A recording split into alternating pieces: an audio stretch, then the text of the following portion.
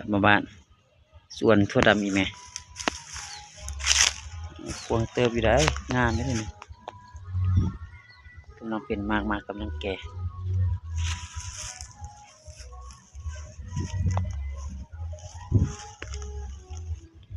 กาดมาส่งพ่อแม่พาพ่อแม่ไปลินอยู่เวียงประมาณ2-3 มื้อกลับมาส่งเก็บบรรยากาศเบิ่งนี่สวนถั่วดำแม่งามมีสีไข่มีส้มพอดีโอ้มีสีไข่กลับไปเวียงก่อนเวียงเนี่ยโอ้ระดับ5,000 หรือ 10,000 หน่วยซื้อนี่ใส่แกงใส่ขักอยู่ได้นี่ดับเป็นมากเลยได้เนี่ยเริ่มเกยอะไรจนไหนก็ได้ขายแล้วอันนี้ก็เกย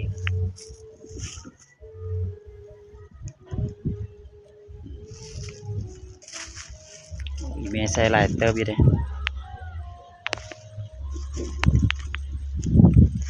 ตุ๊บ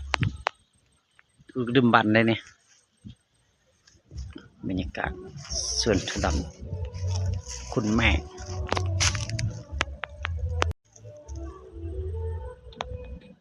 แกหมดแล้วเนี่ย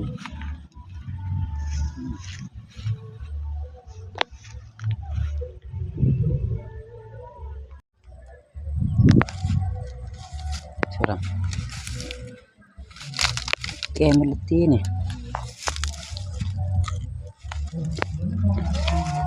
สดพอสอนทิศยังบริสีดยาอยู่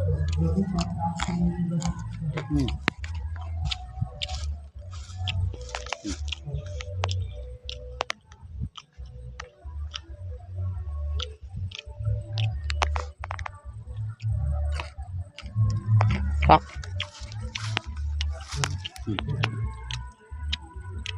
เริ่มแก่แล้วอันนี้แก่แล้ว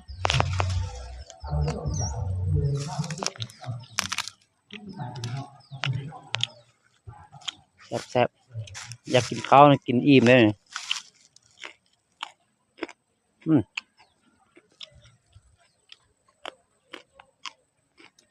จะคุณนายเจ้าของถั่วดำแล้วมั้งไอเที่ยวเวียงไงคักอ่ะน้องคักก็เที่ยวเวียงไงใบนุดเที่ยวเวียงมาเมารถเบิกมาเขาลักถั่วดำหมดเหรอไปลายมือเขาลักเหรอ